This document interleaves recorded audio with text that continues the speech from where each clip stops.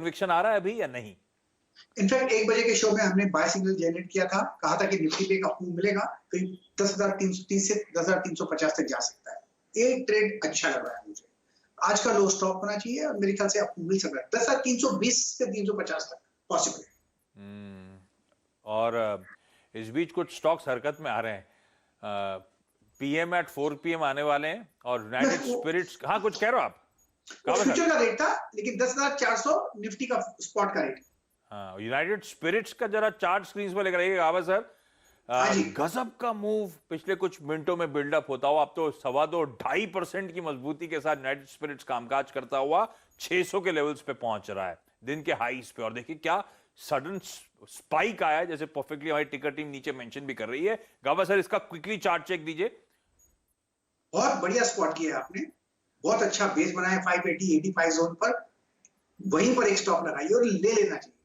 ये अप-मूव मिलेगा 620 से 630 आते दिनों में देखने को मिलेगा आपको यूनाइटेड स्पिरिट्स पे, क्योंकि इसका बेसिक चार्ट स्ट्रक्चर अच्छा है। करेक्शन कुछ 5-6 दिनों का खत्म हुआ और एक फ्रेश अप-मूव शुरू हुआ है मोमेंटम के साथ। अच्छा, मैं आ रहा हूं आपके पास गाबा सर। मुझे जरा सीमेंट स्टॉक्स आप चार्ट चेक लीजिएगा। ग्रासिम, श्री सीमेंट, इन स्टॉक्स में भी अच्छा मूव आता हुआ नजर आएगा। लेकिन आज जो एक पॉकेट हरकत में है वो ऑटो सेक्टर के इंडेक्स भी डायरेक्टर साहब ने फायर करा था कुछ देर पहले। नियर डेज हाईज वो इंडेक्स ट्रेड करता हुआ। कल ऑटो बिक्री के आंकड़े आने हैं, इस बीच आप देख रहे हैं तालब्रोस और तमाम ऑटो एंसिलरी कंपनीज में गजब का मूव आता हुआ। ऐसे में आज का mid day jackpot sting play out करेगा डायरेक्टर साहब। और गावा साहब आप भी जरा मीडियम टर्म से लॉन्ग टर्म पर्सपेक्टिव पे एक चार्ट चेक रखिएगा, लंबी वाली चार्ट इस स्टॉक की। स्टिंग प्ले आउट करिए।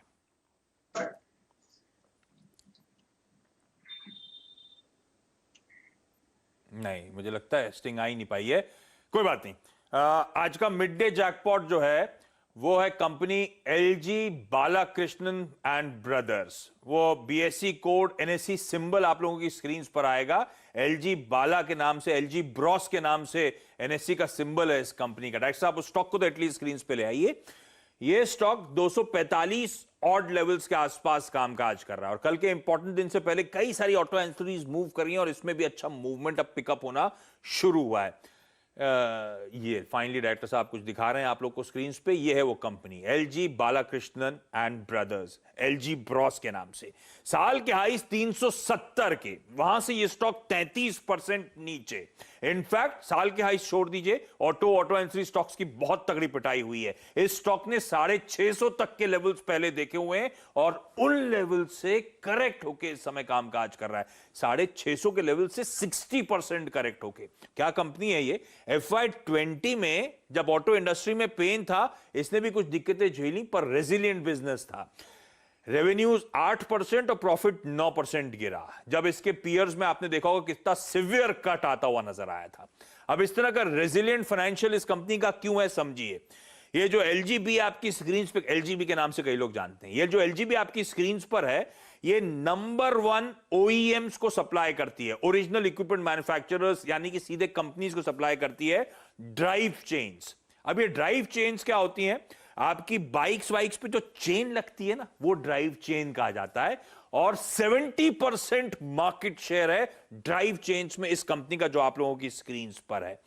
50% रिप्लेसमेंट मार्केट जो है उसका शेयर है। तो जब OEM स्पेन में थी तो रिप्लेसमेंट बाजार गर्म था, एलजी बालाकृष्णन जैसी कंपनी को उसका फायदा मिल रहा था। अब OEMs के आंकड़े कुछ देर पहले यतिन हाईलाइट करके गए कि आपको जो सबसे बेहतर आंकड़े नजर आएंगे वो टू व्हीलर स्पेस में नजर आएंगे, जिसपे ये कंपनी लार्जली डिपेंडेंट है।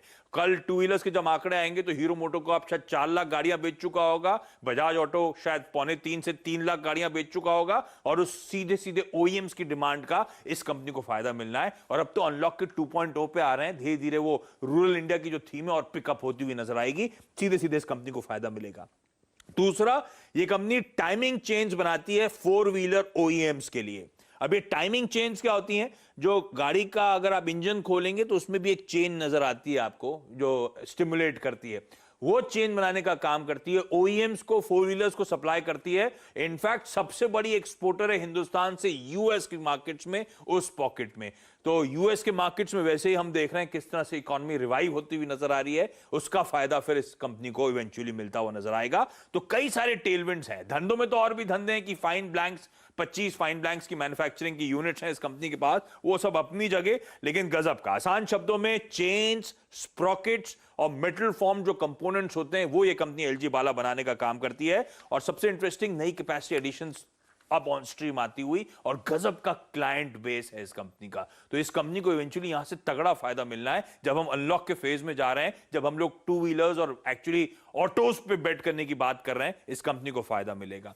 इस कंपनी के पास रूरल इंडिया की पुश का फायदा, यूएस में स्ट्रॉन्ग रिकवरी का फायदा, और इन सब के बीच में ये जो करेक्शन आया, इस कंपनी का मार्केट कैप महज 750 करोड़ रुपए रह गया, जिसमें प्रोमोटर्स ऑलमोस्ट 45-50% ओन करते हैं। और इस कंपनी, छोटी सी कंपनी में म्यूचुअल फंड्स का बड़ा तगड़ा एक्सपोजर है। HDFC, Reliance, Sundaram mutual fund, ये सब मार्की फंड्स हैं जो इस कंपनी में निवेशित हैं।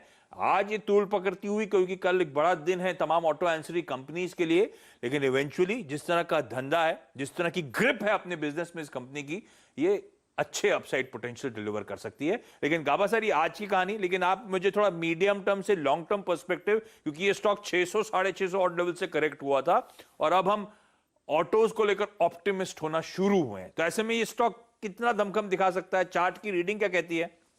बेसिक चार्ट स्ट्रक्चर वीक है, लेकिन लोअर लेवल से 150 से जब बाउंस हुआ, उसका पॉसिबल है कि इसका अपमूव जो ले जा सकता है ऊपर 300 की तरफ जा सकता है, और एक बार 300 चला जाए तो उसके बाद एक शायद डिप्स मिले तो वो बायबल रहेगी। लेकिन 300 एक टारगेट नजर आता है। अगर किसी को आज भी लेना है तो ले सकते हैं। स्टॉप लगाइए 225 का एलजी बालाकृष्णा में, और मुझे लगता है कि आपको मिलेगा और मुनाफा भी मिलेगा। थोड़ा वक्त लगेगा 300 के लिए, लेकिन यस पॉसिबल है। हाँ, तो एलजी ब्रॉस जो कहते हैं, एलजी बालाकृष्णन एंड ब्रदर्स, 300 तक के इवेंचुअल टारगेट्स। लेकिन ये स्टॉक जिस तरह से करेक्ट हुआ है और जिस तरह से अब स्वीटली पोजीशनड है, अच्छे मूव्स दे सकता है। सर, जाने से पहले ग्रासिम और श्री सीमेंट, कोई अच्छा पिक है क्या इस समय? मुझे श्री सीमेंट अच्छा लगता है। श्री सीमेंट का जो चार्ट है उसके हिसाब से लगता है कि यस, यहाँ पर एक तेजी है श्री सीमेंट में, और इसके चार्ट के हिसाब से ऑन द अपसाइड जो टारगेट है करीब 23,500 से 24,000 भी देखने को मिल सकता है। स्टॉक होगा 22,500। बढ़िया चार्ट स्ट्रक्चर है। ओके, अच्छा, ये कुछ आइडिया है कि आज मोदी जी क्या कहने वाले हैं 4 बजे? मुझे बताया तो नहीं, बाद में बता दूंगा। फोन अभी नहीं बोल सकता, 3:30 के बाद बताता हूँ। अच्छा, ठीक है। शो के बाद आपसे बात, वो किसी को पता नहीं होगा। चलिए, गावा साहब, पता नहीं होगा। नहीं, अभी एक्चुअली किसी को नहीं पता होगा कि क्या बोलने वाले हैं। लेकिन गावा साहब, धन्यवाद वक्त निकालने के लिए। डॉक्टर साहब, वो मैनेजमेंट रेडी है क्या? अरे, आपने बताया ही नहीं सर। यूको बैंक के एमडी और सीईओ AK गोयल सर अब जुड़ते हुए। गोयल सर, स्वागत है CNBC आवाज पर आपका। थैंक यू सो मच जुड़ने के लिए। जो फाइनेंशियल्स हैं यूको बैंक के, वो आप लोगों की स्क्रीन पर आएंगे, और उसमें एक इंटरेस्टिंग बात कि सीक्वेंशली, यानी कि Q on Q asset quality में इंप्रूवमेंट देखने को मिल रहा है। वो एसेट क्वालिटी के आंकड़े भी आएंगे। गोयल सर, ये एसेट क्वालिटी में इंप्रूवमेंट बीते क्वार्टर में कहां से मदद मिली? धन्यवाद आशीष